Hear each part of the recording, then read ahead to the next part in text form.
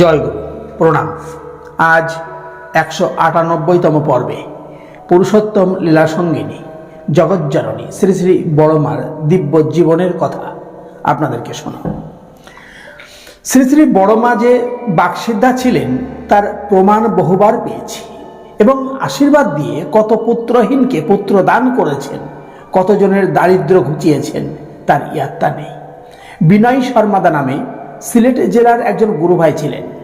তিনি সেন্ট্রাল এক্সারসাইজের একজন অফিসার। তখন আসামের তিনসুকিয়ায় থাকতেন। একবার তিনি ও তার ঋত্বিক গিরীন্দ্রনাথ চট্টোপাধ্যায় দাদা ডক্টরস লজের একটি রুম ভাড়া করে মহাসন্তপন ব্রত করলেন। শর্মাদার স্ত্রীকে তার পরিচিত এক সৎসঙ্গী দাদার বাসায় রাখলেন। তারপরে ব্রত ভঙ্গ করেও 15-20 দিন পর সেই সৎসঙ্গী দাদার বাসায় থেকে একটু সুস্থ হয়ে বাড়ি ফিরলেন। তাদের বিবাহ হয়েছে 12 থেকে 13 বছর পূর্বে। কোনো সন্তানাদি হয়নি। সেই সৎসঙ্গী দাদার স্ত্রী বলল, চলো দিদি, বড়মার কাছে যাই, তার কাছে গিয়ে প্রার্থনা করি, তার দয়ায় একটি সন্তান হলেও হতে পারে। এই সুযোগ ছাড়বেন না।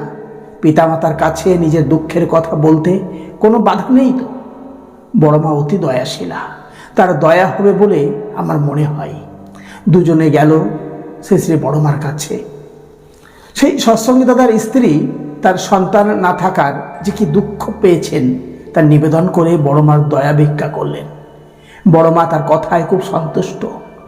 ডান হাতখানা তুলে বললেন, আচ্ছা, একটি ছেলে নিশ্চয় হবে।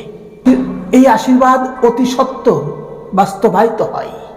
1.5 বছরের মধ্যেই একটি পুত্র সন্তান জন্ম নিল সেই পরিবারে। তাদের আনন্দের আর সীমা থাকে না।